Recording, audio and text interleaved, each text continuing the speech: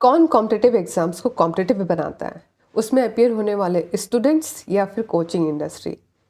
कौन ये समझने की कोशिश करता है कि वो जिस जॉब के लिए प्रिपरेशन कर रहे हैं उसकी जॉब प्रोफाइल क्या होगी, उसमें ज्वाइन होने के बाद उनकी जो ज़िंदगी है वो क्या होगी, उनकी डेली लाइफ क्या होगी, और क्यों हम अभी तक मेडिकल या फिर इंजीनियरिंग या फिर सीए ऐसे ही कुछ गिने चुने जॉब प्रोफाइल्स को ही अपनाना चाहते हैं, इनमें जाना चाहते हैं। ये क्वेश्चंस बहुत कॉमन है, राइट? बट इनमें और भी बात होना चाहिए, खुल के बात होना चाहिए। उस इन्हीं पॉइंटर्स को लेकर के मैं बात करना चाहती हूँ आज।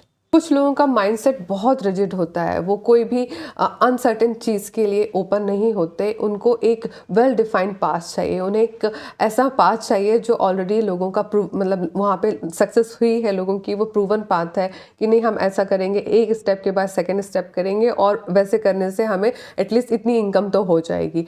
जब अगर आपका माइंडसेट ऐसा है जहाँ पे आप नई चीज़ के लिए ओपन नहीं है, तो मेरा ये वीडियो आपके लिए नहीं है। लेकिन अगर आप उन कुछ लोगों में से हैं जो आज के समय में जो अपॉर्चुनिटीज़ डेवलप हुई हैं, जो क्रिएट हुई हैं, जो एनवायरनमेंट चेंज हुआ है, उसको आप एक्सपीरियंस कर रहे हैं, देख रहे हैं और आप इसमें थोड़े बहुत भी इंटरेस्टेड हैं, तो आप इस वीडियो को एंड तक देखिए। मैं शुरुआत करती हूँ मेरे लास्ट क्वेश्चन से कि लोग गिने चुने फील्ड में ही क्यों जाना चाहते हैं, मेडिकल, इंजीनियरिंग, सीए या लॉ या फिर आईएएस या आईपीएस, राइट? तो सबसे पहले आप यहाँ पे ध्यान दीजिए, जब आप मेडिकल, इंजीनियरिंग या ऐसे किसी फील्ड के बारे में बात कर रहे हैं, यहाँ पे ये डिग्री पा लेने के बाद अगर आपकी जॉब लगती है किसी गवर्नमेंट हॉस्पिटल में या फिर किसी प्राइवेट हॉस्पिटल में, तो आपकी एक जॉब से अर्निंग होती है। एंड अगर और वो आप प्राइवेट प्रैक्टिस कर सकते हो, right? Same similar engineering and CA and law firm के लिए भी वैसा ही है। सो यहाँ पे ध्यान देने वाली बात यह है कि यहाँ पे सेल्फ एम्प्लॉयमेंट है, स्कोप ऑफ सेल्फ एम्प्लॉयमेंट है और जॉब की पॉसिबिलिटी भी है। तो दोनों साइड में आप फेल नहीं हो रहे हो। आप अपनी लाइफ में जो अपना लाइवलीहुड अर्न करने के लिए बहुत ही बढ़िया तरीके से आप अर्न कर सकते हो। और यहाँ पे जो आपको रिस्पेक्ट भी मिलेगी, पैसा भी मिलेगा एंड कुछ हद तक पावर भी मिलेगी, राइट? पावर और रिस्पेक्ट मोर और लेस यहाँ पे मुझे सेम लगता है। ये और दूसरा टॉपिक हो सकता है, बट ये बहुत ही ड्रीम लाइफ लगती है, नहीं सब कुछ हो जाएगा वहाँ पे, राइट? लेकिन जो सेल्फ एम्प्लॉयमेंट है, क्या सेल्फ एम्प्लॉयमेंट किसी और दूसरे तरीके से नहीं आ सकता? अब बात आती है कि अगर आप किसी कॉम्पिटिटिव एग्जाम की तैयारी कर रहे हैं, तो आपने कितना रिसर्च किया उस काम के लिए, उस जॉब प्रोफाइल के लिए, उसमें आने वाले आपके डेली रूटीन के लिए, रिस्पॉन्सिबिलिटीज़ के लिए। लोग नहीं करते। हम क्या पता करते हैं कि सबसे पहले कि जॉब पाने के बाद आपको सैलरी कितनी होगी, क्या फैसिलिटीज़ मिलेंगी, कितने आवर का वर्किंग आवर होगा, कितना वर्किंग आवर होगा, एंड उसके बाद आपको हॉलीडेज़ कितना मिलेगा और अदर फैसिलिटीज़ क्या होंगी। ये बेसिक क्वेश्चन हैं हम जो पूछते हैं, ये होने चाहिए। बट आपको उससे जुड़ी हुई रिस्पॉन्सिबिलिटीज़ कैसे हैंडल करना है, उसमें किस टाइप के चैलेंजेस फेस करने पड़ सकते हैं, क्या आपको उन चीज़ों के बारे में नहीं पता करना चाहिए? एक्चुअली में आज के टाइम पे जब इंटरनेट हमें अवेलेबल है, आज से जो 20 साल पहले इतना इजीली एक्सेसिबल नहीं था। मुझे अभी भी याद है, हम साइबर कैफ़े जाते थे और वहाँ पे हमको कुछ आवर के लिए 30 रुपीज़ देना पड़ता था, 1 आवर के लिए 30 रुपीज़ देना पड़ता था। लेकिन आज वो सब फ्री है। क्या आप उसे रीड नहीं कर सकते, इन्फॉर्मेशन आप पता नहीं कर सकते? और उस इन्फॉर्मेशन के पालने के बाद अगर आप उसे पता करते हो, आप समझते हो कि अगर आप ऐसे किसी जॉब में जा रहे हैं तो उसमें आपको जो डेली लाइफ में जो रिस्पॉन्सिबिलिटी निभानी पड़ेगी, उसमें आप खुद को इमेजिन करके देखते हैं, तो आपको डेफिनेटली पता चलेगा कि आपकी जो पर्सनालिटी है और वो जो जॉब की रिक्वायरमेंट है वो मैच हो रही है कि नहीं। अगर वो मैच होती है तो बहुत अच्छी बात है, आप आगे जाइए। अगर आप वो मैच नहीं होती है तो वहाँ आपको खुद को समझाने की ज़रूरत है। लेकिन लोग ऐसा नहीं करते, कई बार जानबूझ के वो ऐसा नहीं करते। वो जस्ट चूँकि फ्लो में हो रहा है, फ्रेंड्स कर रहे हैं, फैमिली में बोला जा रहा है कि नहीं कर लो, यहाँ तक का तो कर लोगे तो कोई बात नहीं है, उसके बाद तो लाइफ पड़ी है, जितने एक्सपेरिमेंट्स करने हैं आप कर सकते हो। ये सारा जो फैमिली से मिलता है कि नहीं रिलैक्स रहो, अभी पढ़ाई पूरी कर लो, उसके बाद अगर आपको कुछ नई चीज़ ट्राई करना है तो आप कर सकते हो। ये सारे जो फैक्टर्स हैं, यही सारे फैक्टर्स हैं जिससे ये कॉम्पिटिटिव एग्ज़ाम्स में नंबर ऑफ़ स्टूडेंट्स बहुत ज़्यादा होते हैं, बहुत ही ज़्यादा होते हैं। बट मेरा क्वेश्चन है कि क्या अगर स्टार्टिंग लेवल में लोग खुद समझ करके, सेल्फ अवेयर होकर के डिसीजन लें कि नहीं, मेरी पर्सनालिटी के हिसाब से, मेरे हिसाब से मुझे एग्ज़ाम में अपीयर नहीं होना है। अगर कुछ % लोग भी इस तरीके से फैसला लेकर के इन एग्ज़ाम्स को बायकॉट करते हैं, नहीं अपीयर करते और कुछ टाइम ट्राई करते हैं किसी और फील्ड में जो उनको लगता है उनकी स्किल के हिसाब से या स्किल एक्वायर करने की इंटरेस्ट के हिसाब से किया जा सकता है, तो यहाँ पे एग्ज़ाम में कंपटीशन कम होगा।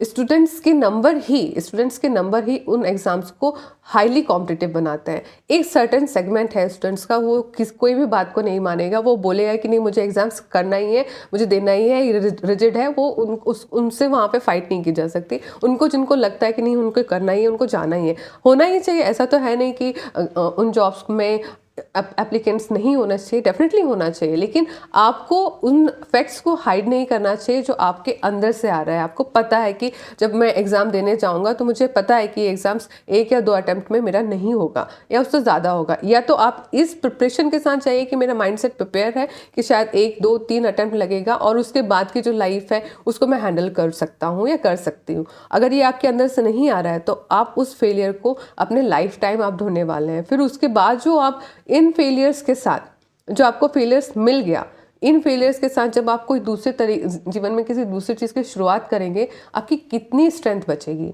यही संदीप जी ने बहुत बार बताया है अपने वीडियोस में। अगर आप देखेंगे उनके वीडियोस का मेन मोटिव होता था, उन्होंने एक बार नहीं बहुत बार बताया है कि जो स्किल है, स्किल बेस्ड काम कीजिए, अपना नीश में जाके काम कीजिए, अपना ही एक फील्ड बनाइए जिसमें कंपटीशन बहुत कम है। इस तरीके से काम कीजिए कि आप अपने फील्ड में आप इस तरीके से इस तरीके से आप स्किल डेवलप कीजिए कि वहाँ पे कंपटीशन ना के बराबर हो। किया जा सकता है, पॉसिबल है, आज हमारे सामने एग्जांपल्स हैं, राइट। तो अब बात आती है कि गवर्नमेंट को इसमें क्या करना चाहिए। गवर्नमेंट को या हमारी अथॉरिटीज़ को क्या करना चाहिए, उस चाहिए वर्ड को डिफाइन हम किस एक्सटेंट तक कर सकते हैं, आप खुद ही समझदार हैं, राइट। उसमें कितना टाइम लगता है, कब होगा, कब इम्प्लीमेंटेशन होगा, हम कह नहीं सकते। जैसे कि यहाँ पे एक आर्टिकल है जिसमें पढ़ना चाहूँगी कि 5+3+3+4 जो सिस्टम नेशनल एजुकेशन पॉलिसी के हिसाब से 2020 में आया था, उसको एक ही हद तक इम्प्लीमेंट किया जा पाया है अभी, बट उसमें बहुत सारे रिफॉर्म लाना, बहुत सारे चेंजेस लाना अभी बचे हुए हैं।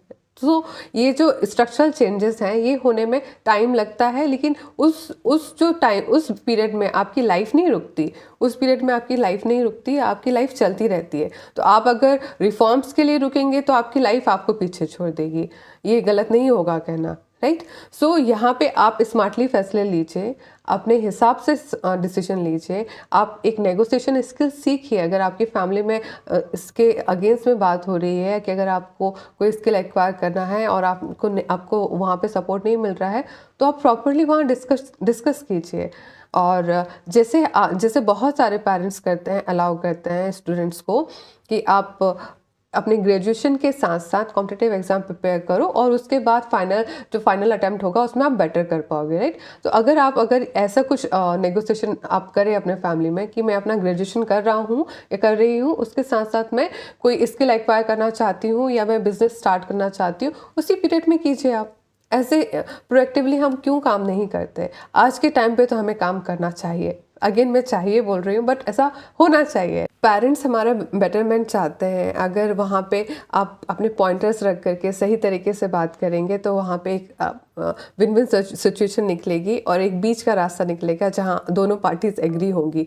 और फिर उसके बाद एक और बात आती है कि एक सेगमेंट ऐसा है स्टूडेंट्स का जहाँ पे पेरेंट्स उतना अफोर्ड नहीं कर पाते हैं एजुकेशन को भी, जो बेसिक एजुकेशन को अफोर्ड नहीं कर पाते। तो ऐसे स्टूडेंट्स के लिए जो गवर्नमेंट जॉब ही एक इकलौता ज़रिया बचता है कि गवर्नमेंट जॉब अगर मिल गया तो उनकी पूरी फैमिली की लाइफ ट्रांसफॉर्म हो जाएगी, उनकी ज़िंदगी में बहुत बड़े चेंजेस आ सकते हैं, उनको एक रिस्पेक्टेबल सोसाइटी में जगह मिलेगी, वो उनकी एस्पायरेशंस होती हैं, वो उस चीज़ की उम्मीद करते हैं तो वो एक जीवन को देखने का अलग ज़रिया है। वहाँ पे जहाँ नहीं किया जा सकता वहाँ हम बात नहीं कर सकते, लेकिन जहाँ स्कोप है, जहाँ आपके पास बेसिक एमिनिटीज़ हैं, आपके पेरेंट्स, आपका जो बैकग्राउंड है वो एटलीस्ट इतना है कि आप जब काम करने चाह रहे हैं तो वो आप अपने बेसिक नीड्स के लिए काम नहीं करना चाह रहे। आपके पास घर है, आपकी फैमिली में आप कुछ काम करें ना करें, आपकी आने वाली अर्निंग है वो आपके लिए पॉकेट मनी से ज़्यादा कुछ नहीं होगी। अगर आपका ऐसा बैकग्राउंड है तो आपको ऐसे रिस्क लेना चाहिए।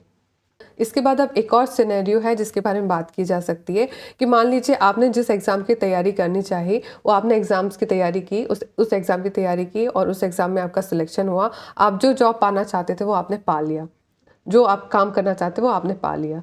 अब बात आती है उसे सस्टेन करने के लिए। आप कितने ऐसे लोग हैं, आप अगर सर्च करेंगे कि कितने लोग क्विट करते हैं, बड़ी बड़ी पोस्ट में जाने के बाद भी क्विट करते हैं, तो बहुत सारे रीजंस होते हैं। और जिसमें से जो फीमेल अपने जॉब्स को क्विट करती हैं उसका परसेंटेज तो बहुत ज़्यादा है।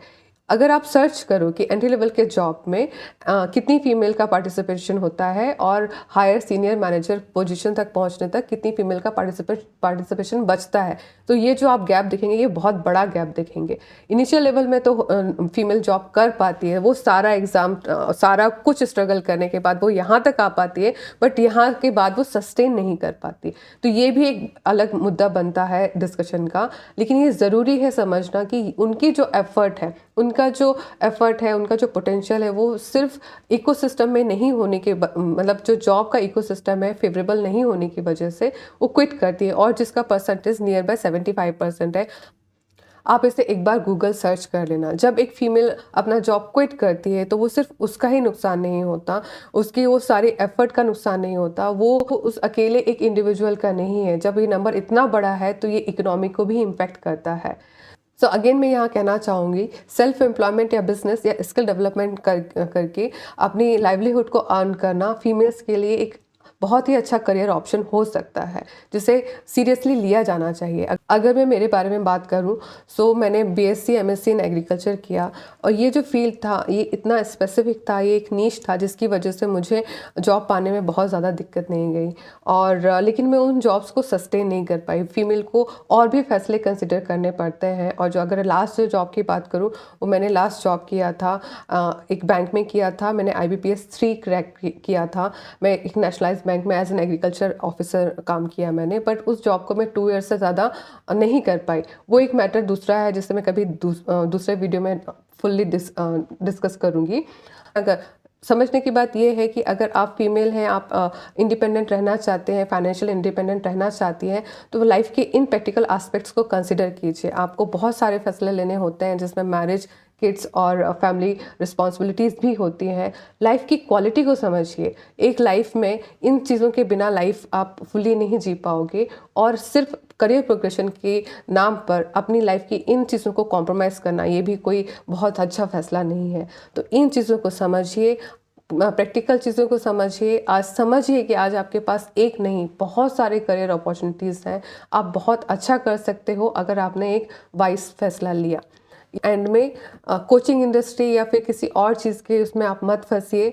आप खुद को सेफ रखिए, अवेयर रहिए, और जितना आप अपने लेवल में काम कर सकते हैं काम कीजिए। लोगों से एक्सपेक्टेशन कम कीजिए। आपकी लाइफ आपके हाथ में है। आप चाहें तो इसे बेटर कर सकते हैं।